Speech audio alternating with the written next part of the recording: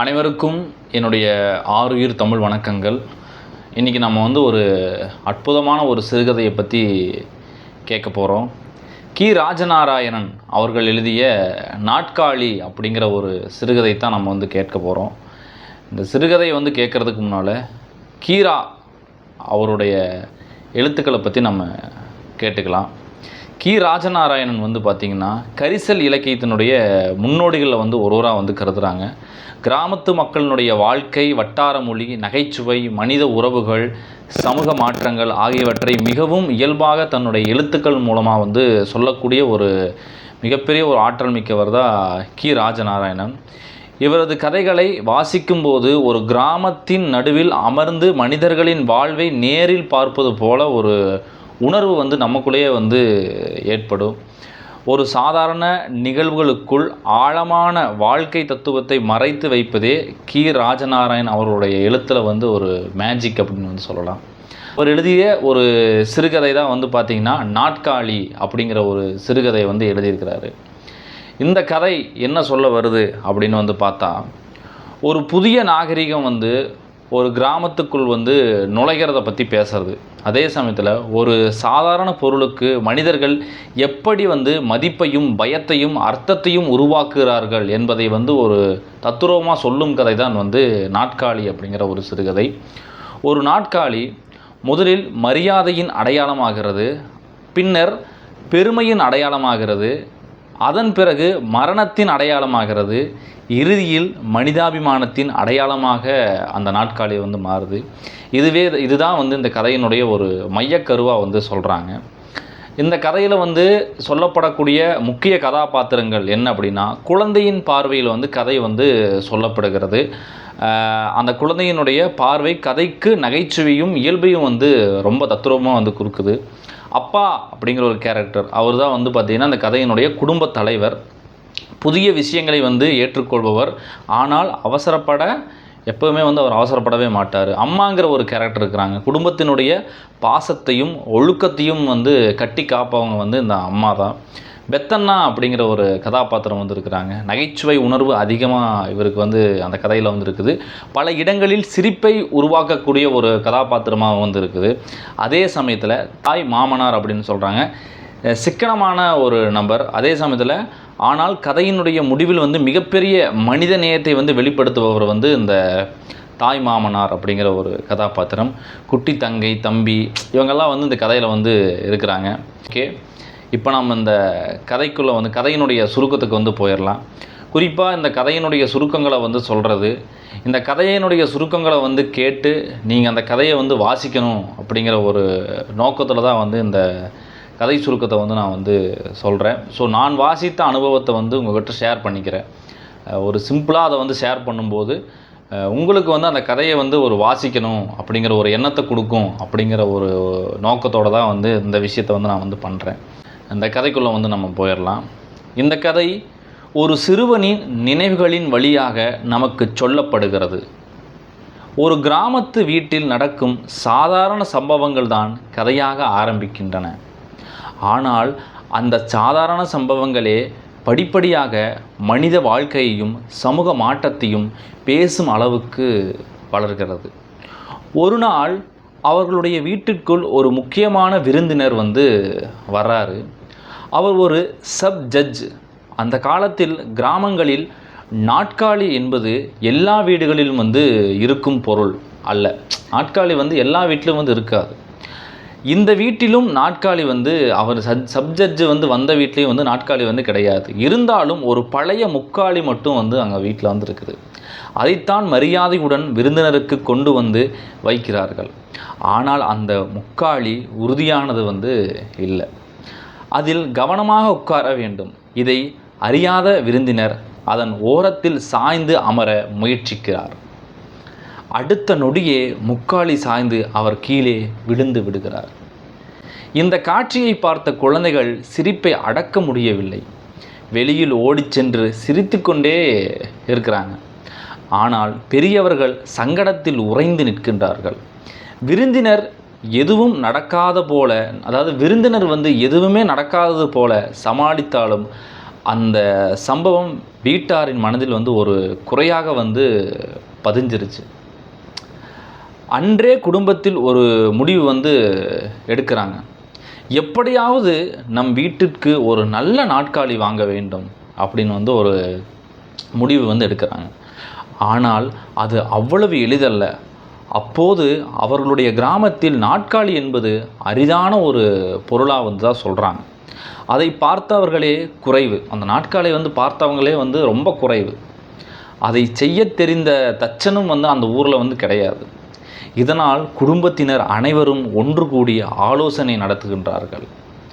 எந்த மரத்தில் செய்தால் நல்லது என்றும் ஒவ்வொருவரும் தங்கள் கருத்துக்களை வந்து சொல்லிக்கிட்டே வர்றாங்க. பாட்டி சொல்கிறாங்க, தேக்கு மரத்தை பரிந்துரைக்கிறார். பாட்டி வந்து தேக்கு மரத்தில் செய்யலான்னு சொல்லி சொல்கிறாங்க. மாமனார் வேப்ப மரத்தில் செய்வது வந்து ரொம்ப நல்லதுன்னு சொல்லி சொல்கிறாரு. அண்ணன் வந்து பூவரசு மரத்தை சொல்கிறார். அக்கா வந்து அழகாக தோன்றும் கருமை நிற மரத்தில் செய்தால் நன்றாக இருக்கும் என்று தனது ரசனையை வந்து ஒவ்வொருத்தரும் வந்து வெளிப்படுத்துகிறாங்க. இவ்வாறு ஒவ்வொருவரும் வந்து பேசும் உரையாடல்கள் அந்த குடும்பத்தின் வந்து பாசத்தையும் நகைச்சுவையும் நமக்கு காட்டுகிறது. இறுதியில் 2 நாட்காலிகள் செய்ய முடிவு செஞ்சிட்றாங்க. ஒன்று அவர்களுடைய வீட்டிற்கும் மற்றொன்று மாமனார் வீட்டிற்கும் வேணும் அப்படின்னு வந்து கன்ஃபார்ம் பண்ணிடுறாங்க.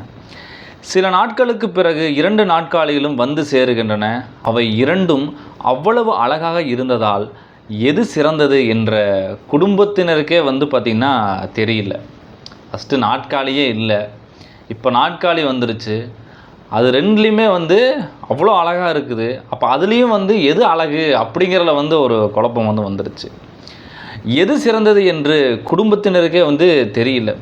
ஒவ்வொருவரும் மாறி மாறி அதில் அமர்ந்து பார்க்கிறார்கள். ஒரு முறை அமர்ந்தால் எழுந்திருக்கவே மனம் வந்து வரமாட்டேங்குது அவங்களுக்கு.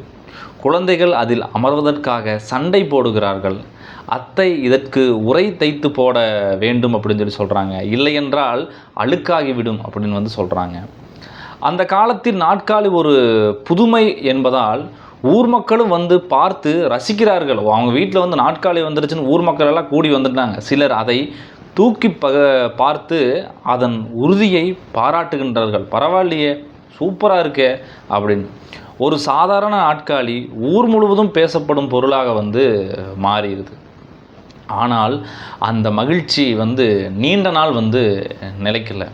ஒரு நாள் இரவு ஊரில் ஒருவர் இறந்து விட்டதாக செய்தி வந்து வருது. அந்த வீட்டில் இறந்தவரை அமர வைக்க நாட்காலி இல்லாததால் இவர்களுடைய வீட்டிலிருந்து நாட்காலி எடுத்துகிட்டு வர சொல்லி அவங்கள வந்து அந்த நாட்காலியில் வந்து இறந்தவர் வந்து உட்கார வைக்கிறாங்க. அந்த வீட்டுக்கு சென்று இலவுக்கு போகிறாங்க. அந்த வீட்டுக்கு சென்று பார்த்தபோது தங்களுடைய நாட்காலியில் இறந்தவர் அமர்ந்திருப்பதை பார்த்த குடும்பத்தினர் அதிர்ச்சி அடைஞ்சிடுறாங்க. அந்த காலத்தில் இறந்தவர்களை தரையில் சாய்த்து வைப்பதே வழக்கம். ஆனால் இப்போது முதல் முறையாக நாட்காலியில் அமர வைத்து இருக்கிறார்கள். அந்த நிகழ்ச்சிக்கு பிறகு நாட்காலி மீண்டும் வீட்டிற்கு வருகிறது. ஆனால் இப்போது அதை பார்த்தாலே எல்லோருக்கும் வந்து ஒரு பயம் வந்து வந்துடுது. வீட்டில் இருக்கிறவங்க எல்லாருக்கும். குழந்தைகள் அதில் அமர மறுக்கிறார்கள். வேலைக்காரனை வைத்து பலமுறை தண்ணீரால் கழுவி சுத்தம் செய்கிறார்கள். இருந்தாலும் மனதில் இருந்த ஒரு பயம் மட்டும் போகவே இல்லை. ஏன்னா இறந்தவரை வந்து அந்த நாட்காலில் உட்கார வச்சுருக்கிறாங்க. அதனால் அவங்களுக்கு ஒரு பயம் வந்து மனசுக்குள்ளேயே இருக்குது. அந்த பயத்தை போக்குவதற்காகவே வீட்டிற்கு வரும் விருந்தினர்களை வற்புறுத்தி அந்த நாட்காலியில் அமர வைக்கிறார்கள். அந்த நாட்காலியில் வந்து உட்கார வைக்கிறார்கள். அப்படி உட்கார வச்சுட்டு அங்கே சுற்றி இருக்கக்கூடிய குழந்தைகள் ஒளிந்து நின்று இவர்களுக்கு ஏதாவது ஆகிறதா என்று பார்த்து கொண்டே இருக்கிறார்கள். சில நாட்களுக்கு பிறகு பெரியவர்களும் பின்னர் குழந்தைகளும் மீண்டும் அதில் வந்து அமர வழக்கம் போல தொடங்கிடுறாங்க. ஆனால் அதன் பிறகு ஊரில் யார் இறந்தாலும் முதலில் நினைவுக்கு வருவது இந்த வீட்டின் நாட்காலி தான். இரவு நேரங்களில் கதவை தட்டி நாட்காலி வேண்டும் என்று கேட்பது வழக்கமாகி விடுகிறது. ஒரு காலத்தில் பெருமையாக வாங்கிய அந்த நாட்காலி இப்போது ஊரின் இறுதி நிகழ்வுகளோடு இணைந்த பொருளாக வந்து மாறிவிடுகிறது. இதை கண்டு குடும்பத்தினர் வருத்தப்படுகிறார்கள். நாம் நல்ல நாட்காலி செய்தது இறந்தவர்களை வந்து அமர வைப்பதற்குத்தானா என்று அண்ணன் ரொம்ப மனவேதனையுடன் வந்து கூறுகிறான். அத்தையும் அதையே எண்ணி மிகவும் வந்து வருந்துகிறாங்க. கதையினுடைய இறுதியில் ஒரு அமைதியான திருப்பம் வந்து வருகிறது. ஒரு நாள் மாமனார் வீட்டிற்கு செல்லும் கதாநாயகன் வழக்கமாக நாற்காலியில் அமர்ந்து இருப்பவரை இப்போது தரையில் அமர்ந்திருப்பதை பார்க்கின்றான். ஆச்சரியத்துடன், நாற்காலி எங்கே என்று கேட்கின்றான். அப்போது மாமனார் அமைதியாக புன்னகைத்து, இனிமேல் அந்த காரியத்திற்கே வைத்து கொள்ளும்படி கொடுத்து விட்டேன், அதற்கும் ஒன்று வேண்டியது தானே. அதாவது அந்த மாதிரி ஒரு சம்பவங்களுக்கும் நாட்காலி வேணும் தானே, அதுதான் நான் வந்து நாட்காலி அதுக்கே வந்து கொடுத்துட்டேன் அப்படின்னு வந்து அந்த நாட்காலியினுடைய சொந்தக்காரர் வந்து சொல்கிறாரு.